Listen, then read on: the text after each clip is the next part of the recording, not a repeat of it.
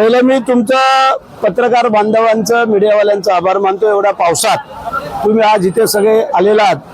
आज ज्या या श्रीरामपुलाचं जे काय उद्घाटन लोकार्पण सोहळा आज आमचे खासदार श्रीरंगाप्पा बारणे, आमदार महेंद्रशेठ थोरवे आणि महेंद्रशेठ थोरवे यांच्या संकल्पनेतून या शहराला जी काही समस्या भेडसावत होती या ट्रॅफिकची ती आजपासून खुली झालेली आहे आणि त्याबद्दल मी या दोघांच्या आमदार खासदारांचा मनापासून आभार मानतो आणि आमच्या भारतीय जनता पार्टी आरपीआय या सर्व कार्यकर्ते पदाधिकारी आहेत। आता जो आपण प्रश्न विचारलेला आहे रोजगार हमी योजना जाऊन 1 जुलै पासून VBG रामजी शाश्वत भारत त्याच्यामध्ये ज्या मजुरांना काम आणि ग्रामीण भागाचा विकास हे आमच्या VBG रामजीचं मुख्य ध्येय धोरण आहे। 266 योजनेच्या ऐवजी आता 318 योजना नवीन लागू झालेल्या आहेत। त्यामध्ये मी थोडक्यात मगाशी सांगितलं त्याप्रमाणे ग्रामीण भागाला जास्त जवळ करून त्यांचा कसा कायापालट करता येईल आणि मजुरांना जास्तीत जास्त कसा रोजगार देता येईल या माध्यमातून ही योजना आहे। तुम्ही सांगितलात की रायगड आणि खास करून आपला कर्जत खालापूर हा जो काय मतदारसंघ आहे हा तर सगळा पुरा रायगडचा आहे, कारण पावडं नेहमी आपल्याकडे माती ओढतं त्याप्रमाणे थोडंफार तर राहणारच आहे, परंतु संपूर्ण महाराष्ट्रासाठी हा निधी आहे आणि तो आम्हाला डिवाइड करून देत असताना जे काय योजना आम्हाला चांगल्या प्रकारे या रायगडमध्ये राबवता येतील त्या आम्ही राबवू आणि टोटल महाराष्ट्रामध्ये पण राबवू।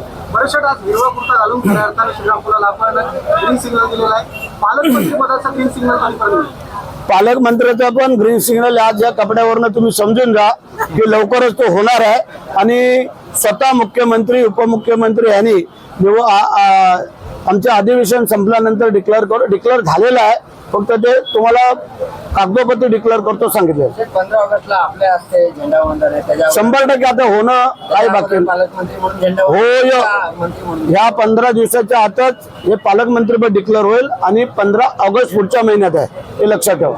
15 ऑगस्ट होय होय होय। विधान परिषद झाली त्याच्याबद्दलचा सल्ला होता। विधान परिषद हा भाग वेगळा झाला।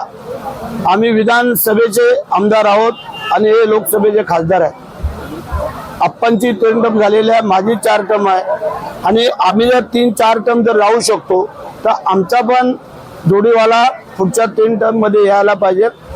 आम्ही कुठच्या प्रकारे कशा आलेलो आहेत, जर आम्ही काय चांगलं केलं तर चांगला सल्ला आम्ही आमच्या मित्राला देतोय, दुसरं चुकीचं काही नाही आहे, कारण सबुरी का फल मिठा काय आहे साईबाबांचं म्हणणं आहे आणि ते जर आपण घेऊन चालू आत्ताच्या युगामध्ये आत्ताच्या जगामध्ये तर त्या माणसाला कुठं अडचण येणार नाही आहे।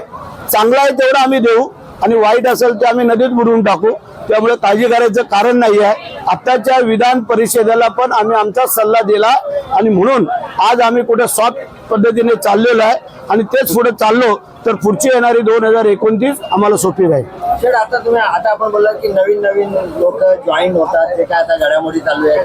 उभाटा गटातून आपल्याकडे आलेले खासदार असो आमदार असो शरद पवार गटाकडून येत आहेत, असं नक्की उभाटामधून अजून आपल्याकडे काही आमदार खासदार येणार आहेत आणि शरद पवार गटातून येणार आहे का अशी चर्चा आणि आपण त्या मार्गदर्शनामध्ये बोललात। एकनाथ शिंदे साहेबांची काम करण्याची पद्धत आणि त्याला आकर्षित होऊन आता रात्रीच आम्ही 1:30 वाजता ठाण्याला एक पक्षप्रवेशला मी होतो, आमचे खासदार आपला हा होता डॉक्टर श्रीकांत शिंदे होते, त्यानंतर आमचा प्रताप सरनाईक होता, खासदार आमचे हा होता नरेश मस्के, अशा आम्ही सगळ्यांनी मिळून रात्री 1:30 वाजता जवळजवळ 300-400 लोकांचा पक्षप्रवेश मोठ्या चांगल्या लोकांचा घेतला नाशिकच्या तिकडच्या। आम्ही काम करतोय त्याचा मोबदला मागतोय आणि एकनाथ शिंदे साहेब हे तळागाळापर्यंत काम करणारे लोक आपल्याला सगळ्यांना माहिती आहे आणि त्याला आकर्षून काही लोक येतात। आता येणाऱ्यांना तर आम्हाला घेणं गरजेचं आहे, आम्ही कोणावरती जबरदस्ती करून घेणार नाही आहे। जर आम्ही चांगलं काम करतो हे जर समोरच्याला दिसत असेल त्यांनी यावं, आम्ही त्यांचं स्वागत करू। आता काही लोकांना जर घराच्या बाहेर पडायचं माहिती नसेल त्याला आमचा दोष आहे का? आता आमचे नेते जर 18 तास काम करत असतील हे पूर्ण जनतेला माहिती आहे आणि कोणावरती प्रसंग आला कुठेही आलाय। आता तुम्ही येसाळवाडीचं उदाहरण पाहिलं, कोण मुख्यमंत्रीवर चालत गेला असता हो, ह्याच्यापेक्षा दुसरं उदाहरण तुमच्या समोर काय देऊ शकतो आम्ही? आणि म्हणून उभाटा असो किंवा आणि कोण असो जे येत आहेत त्यांचं आम्ही स्वागत करू आणि त्यांना आमच्या बरोबर घेऊन चालू। शरद पवार गटाकडून काही आमदार खासदार भेटीवर आहेत असं चर्चा ते आहे. काय आलंय, काही ऑपरेशन करत असताना डॉक्टर बंद खोलीमध्ये करतात, ते तुम्हाला पब्लिकला बाहेर सांगत नसतात. तसं आमचे डॉक्टर आहेत एकनाथ शिंदे साहेब, ते आम्हालाही तसं काही सांगत नाही आहेत. ते तुम्ही जर त्यांना बंद खोलीत विचारलं तर मग ते सांगतील.